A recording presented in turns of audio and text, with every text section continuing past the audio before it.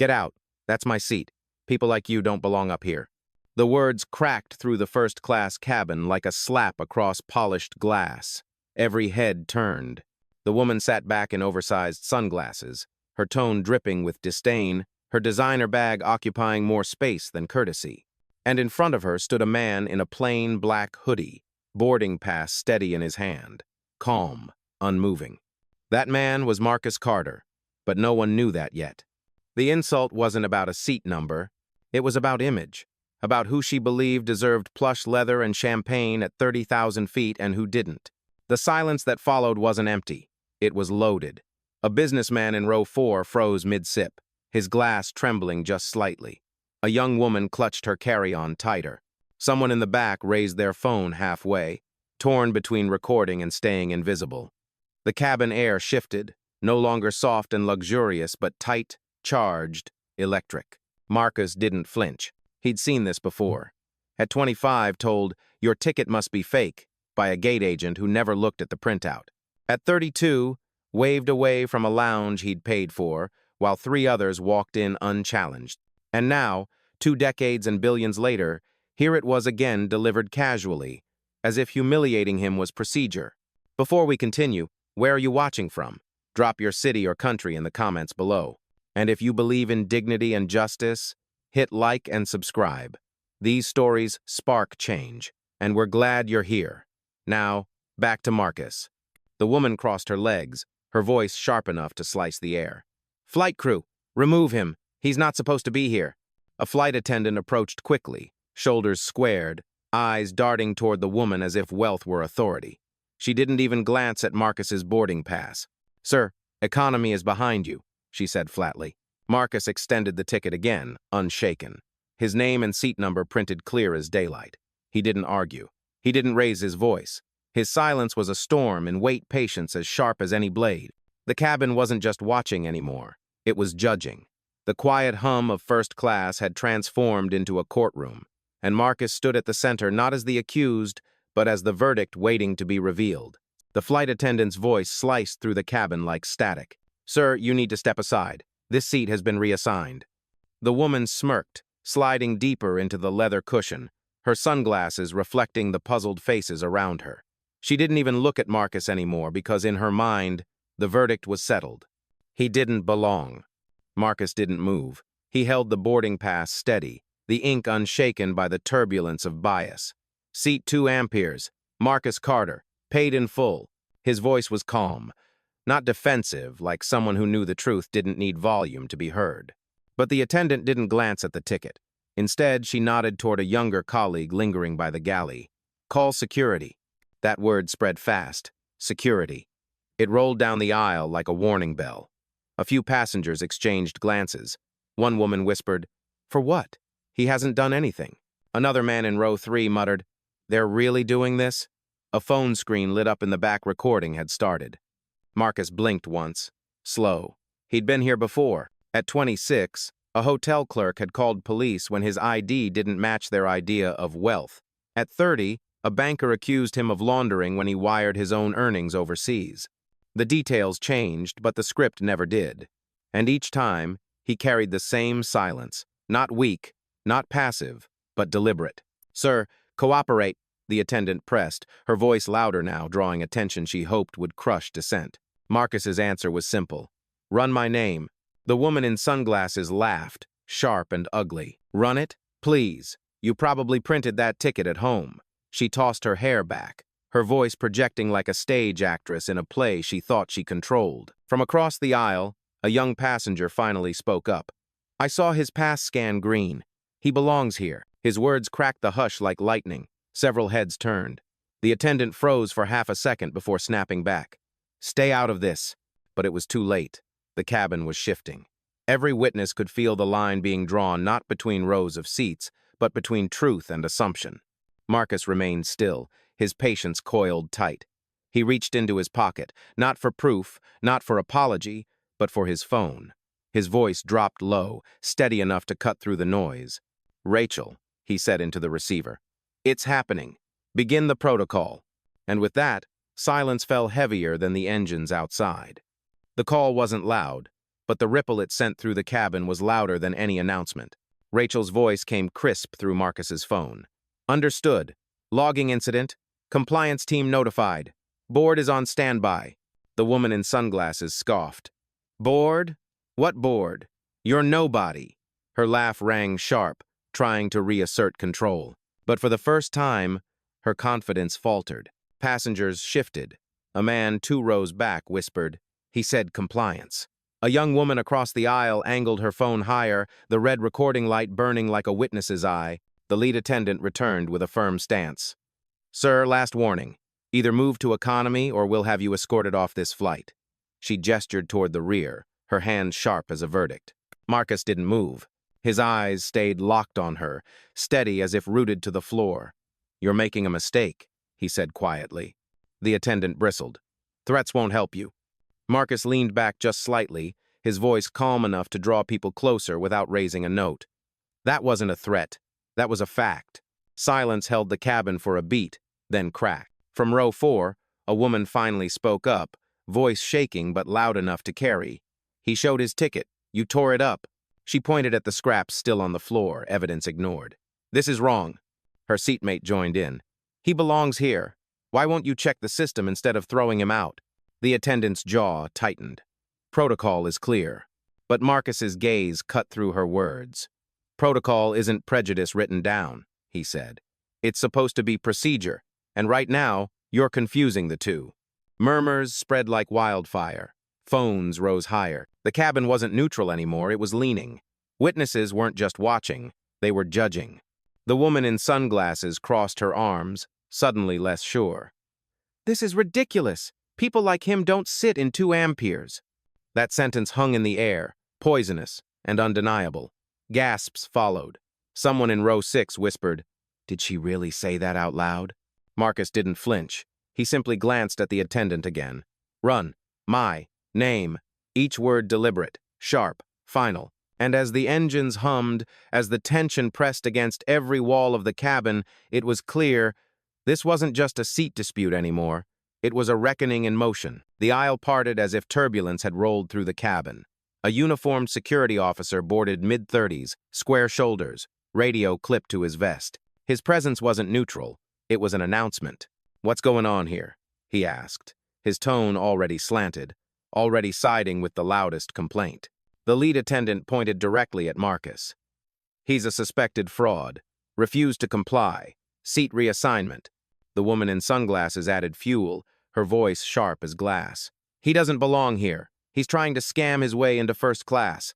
The officer stepped closer, planting himself in front of Marcus like a wall. Sir, I need your bag and your phone. Right now. His hand hovered near Marcus's arm, not asking, reaching. Gasps rippled through the rows. A passenger whispered, He hasn't done anything. Another hissed, This is out of control. Phones tilted higher. Screens glowed like silent protest signs. Marcus stayed still. His voice was low, unshaken. Touch me again, and this airline will pay for it. The officer smirked. Lady, I don't care what you threaten. You don't belong here. Those words cut deeper than any order. You don't belong here. The same script Marcus had lived for decades. Different voices, same judgment. From row 3, a young man finally stood, his voice trembling but firm. He showed his ticket. You ignored it. You tore it up. That's the fraud right there. He pointed at the scraps, still resting on the carpet. The cabin murmured louder now. Witnesses weren't passive anymore. They were restless, unsettled. A woman near the window whispered, They're targeting him because of how he looks. Marcus didn't shout. He didn't resist. He simply lifted his phone again, his voice calm as a blade. Rachel, escalate to phase 2. Log every word, every action. Corporate will hear this. Rachel's voice came through steady. Confirmed. Incident is live. Compliance board is watching. The lead attendant faltered, her eyes darting. Corporate? That's bluffing. But the shift had begun. The authority in her voice no longer filled the cabin. The authority was moving to the witnesses, to the phones, to the truth. And Marcus, still seated, still calm, had turned the entire first-class cabin into a courtroom. The verdict hadn't been delivered yet, but the evidence was piling higher by the second. The cabin wasn't quiet anymore. It was humming low, tense, like an engine straining before takeoff. Passengers weren't just watching now, they were choosing sides. From row 4, a woman stood, her voice cracking but clear. "You can't do this. He's shown you his ticket. He's sitting where he paid to sit." "Oh." A man beside her nodded, lifting his phone higher. "This is discrimination, plain and simple." The lead attendant snapped, her voice louder than reason. "Everyone sit down. This man is escalating the situation. Security will handle it." But the crowd wasn't sitting. Not anymore. A teenager whispered to his mother. He didn't even raise his voice. His mother nodded, shaking her head. And that's what scares them. The woman in sunglasses clutched the armrest tighter, her mask of confidence beginning to slip. "He's lying. He's trying to play victim for views." Marcus finally turned his head toward her. His words were calm, sharp enough to freeze the row. "You don't fear lies, you fear proof, and that's why you tore it up." The sentence landed heavy, undeniable. Murmurs broke into whispers, whispers into open protests. A young flight attendant trainee at the galley, cheeks flushed, finally stepped forward. His scan was valid. I saw it turn green. The lead attendant whipped around. "Stay out of this." But the damage was done. The line had cracked. Someone had spoken from the inside. Rachel's voice carried through Marcus's phone again. Steady, deliberate. Phase 2 logged. Compliance board is pulling crew records. Prior complaints are under review. The security officer's jaw tightened. He glanced at the lead attendant, suddenly less certain. "What's she talking about?" The attendant stammered. It's nothing. He's bluffing." But no one was convinced. The witnesses weren't background noise anymore, they were the chorus. "He belongs here. Run his name." Stop hiding behind protocol. The cabin had shifted. The balance of power was no longer in the hands of one attendant or one entitled passenger. It was rising in the voices of those who refused to stay silent. And through it all, Marcus remained still, steady, unshaken. The storm was building around him, but he sat like the eye, calm, anchored, inevitable. The truth was coming, and every person in that cabin could feel it. The pressure snapped. The lead attendant grabbed the intercom, her voice spilling through the cabin speakers like a verdict. "Attention passengers. Due to a disruptive individual, first-class service will be delayed until he is removed." Gasps followed. Phones lifted higher. A woman in row 5 muttered, "Removed? For what? Sitting in his seat?" The security officer stepped closer, his hand now hovering just inches from Marcus's shoulder. "Sir, stand up. You're being detained for non-compliance." Marcus didn't blink. His voice dropped, firm and deliberate. "I haven't broken a single law. Touch me again and you'll answer for it." The officer's smirk faded, just slightly. The certainty in Marcus's tone pressed against his chest harder than any shove. From the back, a passenger shouted, "This is insane! He's done nothing wrong!" Another added, "You're humiliating him for no reason." The murmurs were turning into a wave, a tide pushing against authority. The woman in sunglasses scoffed louder than ever, desperate to reclaim control. "He's a fraud! Just look at him! He doesn't even fit in here!" Marcus turned his head slowly, his gaze cutting straight through her. His words were measured, razor sharp. "You don't decide who belongs. You just exposed who you are." The cabin went still. That silence wasn't empty. It was judgment, hanging in the air heavier than the engines. Rachel's voice cut through from his phone, calm and surgical. "Marcus," escalation noted. "Compliance has flagged 2 prior incidents with this lead attendant, both involving minority passengers. Records pulled. The board is watching live." The lead attendant's face drained of color. That's not possible." But passengers were already whispering, already connecting dots. A man in row 3 muttered, "So this isn't the first time." The officer shifted uneasily. His hand dropped away from Marcus's arm. "Sir, maybe we should double-check." The attendant snapped back, desperate. "Don't listen to him. He's bluffing. He's trying to hijack the narrative." But her voice no longer commanded the room. The witnesses did. Phones angled higher, eyes sharper, voices louder. He showed his ticket. You ripped it up. He belongs here." The tide had turned, and Marcus hadn't moved an inch. In the heart of the storm, his silence was no longer patience. It was power. And the crew? They were the ones on trial now. The intercom clicked off, but the cabin buzzed like a hive that had been struck. Passengers weren't whispering anymore. They were speaking sharp, unfiltered, undeniable. You tore up his boarding pass? He has every right to be here. This is profiling, plain and simple. The lead attendant's jaw tightened, her mask of authority crumbling in real time. Enough! Security! Remove him now! The officer hesitated, his hand hovering again near Marcus's arm. He looked at the faces around him, phones raised, witnesses braced. His posture faltered. "Ma'am, this doesn't feel right." "Do your job," she snapped. Marcus finally lifted his gaze, his voice cutting clean through the noise. "You call this protocol. I call it prejudice with a microphone." Gasps followed. Someone muttered, "He said it." Another whispered, "He's right." The woman in sunglasses shifted in her seat, suddenly smaller than her expensive frame. "Don't listen to him," she spat. "He's just performing." Marcus leaned forward, calm and sharp as glass. "I don't perform, I build. And right now, you're tearing down your own credibility with every word." The officer stepped back. For the first time, his authority seemed to slip. "Maybe we should verify." Rachel's voice flowed through Marcus's phone again, steady and deliberate. "Phase 3 active. Corporate legal has joined the live feed. The compliance board has logged every biased phrase spoken in the last 10 minutes. The lead attendant froze, her face drained of color. "Corporate?" Marcus turned his head slowly, locking eyes with her. "You didn't just mishandle a seat. You mishandled dignity." The cabin erupted not in chaos, but in applause. Passengers clapped, some standing, some shouting, "That's right." The noise wasn't just support, it was a verdict. The attendant's voice cracked, desperate now. "He's bluffing. He's nobody. Just remove him before this gets worse." But the officer didn't move. The passengers didn't move. The only person who hadn't moved since the beginning was Marcus. And now, his stillness wasn't silence. It was control. The storm had turned, and for the first time the crew knew they weren't the ones in charge anymore. The storm finally broke. The lead attendant's voice cracked as she barked into the intercom again. "Captain, we need clearance to have this passenger removed immediately."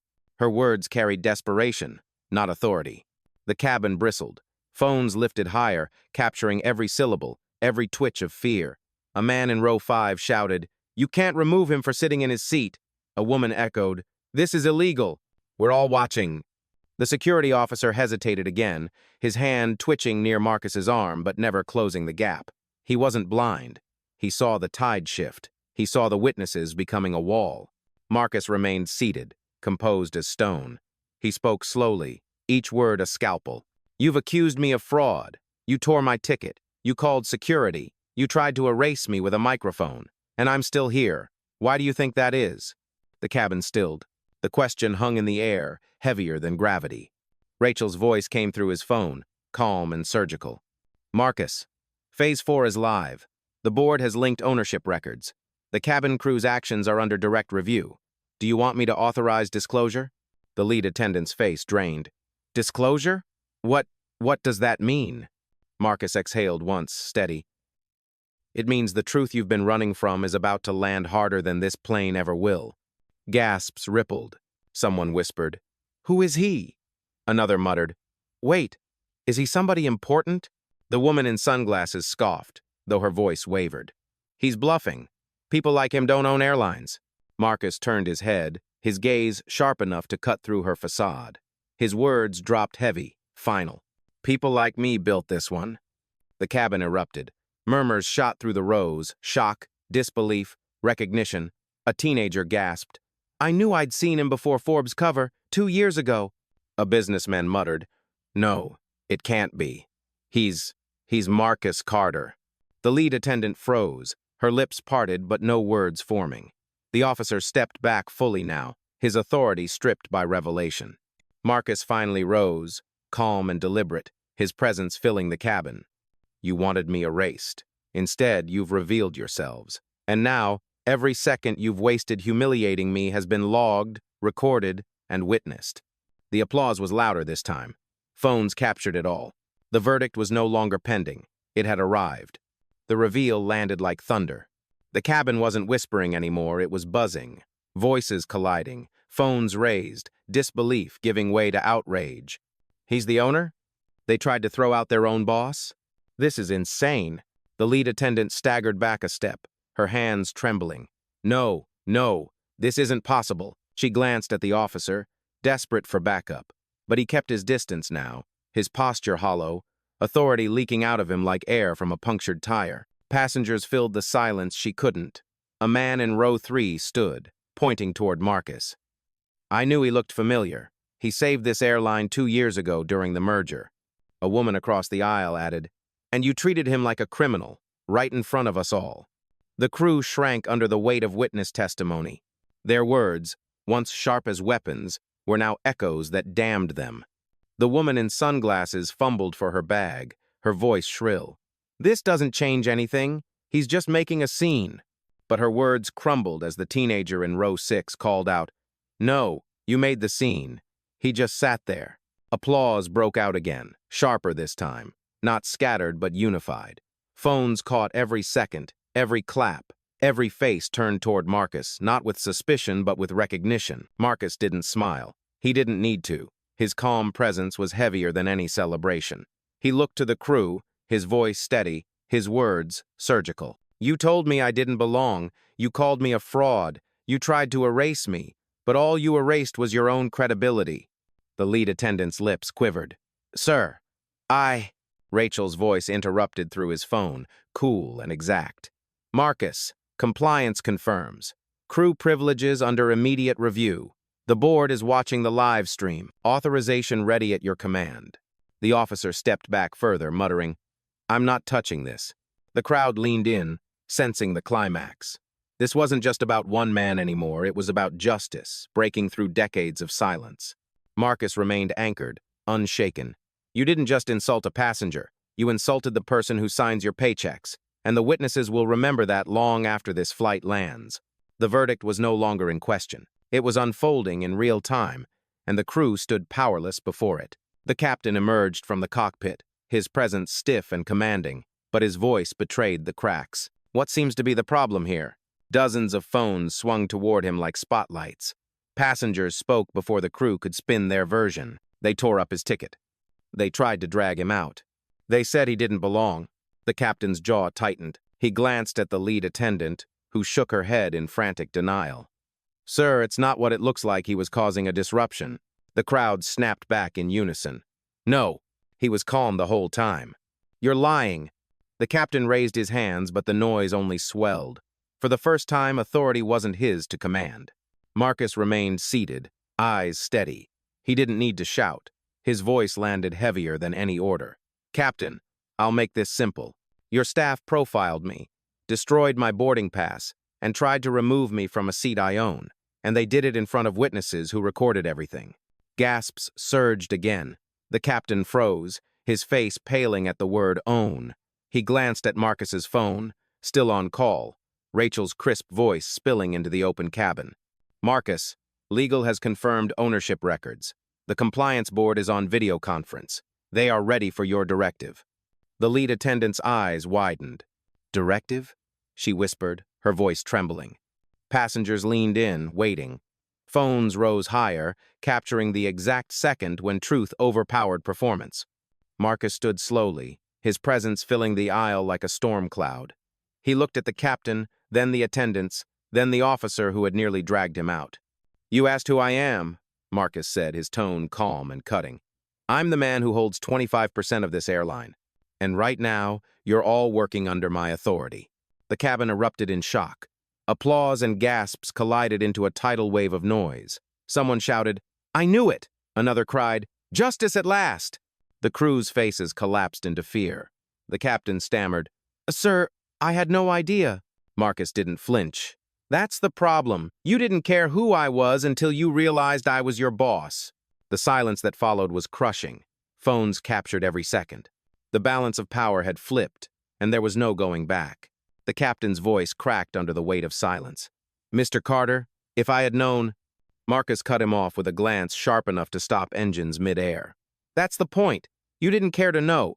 You saw an image. You made a judgment. And you let prejudice fly this plane instead of policy. The lead attendant's lips trembled. Sir, please. It was a misunderstanding. Passengers erupted. Misunderstanding? You tore up his ticket. You called him a fraud. You tried to throw him off his own flight. The truth wasn't negotiable anymore. It was collective memory, recorded on dozens of phones, echoing in real time across the cabin. Rachel's voice returned, steady as ever. Marcus, Compliance Board has confirmed. Disciplinary authority is yours to exercise. Do you wish to proceed with immediate suspension? The lead attendant's face went white. She looked at Marcus like a drowning swimmer searching for a rope. Please, I have a family. Don't end my career over this. Marcus's eyes didn't soften. His tone stayed level, almost surgical. You ended your own career the moment you decided humiliation was procedure. Gasps rippled again. A man in row 6 muttered, "That's it. She's finished." The security officer dropped his gaze to the floor, already sensing his fate. He whispered, "Sir, I was just following protocol." Marcus turned toward him slowly. Protocol doesn't demand you put your hands on paying passengers. Bias did that. And now bias will cost you your badge. Rachel's voice cut through once more, crisp and final. Marcus, I've frozen their access credentials. They've been removed from the crew system effective immediately. The lead attendant's tablet beeped in her hand. Access denied. Her shoulders slumped, air leaving her body like a balloon punctured mid-flight. The cabin roared not in anger this time, but in applause. People clapped, cheered, shouted words of justice.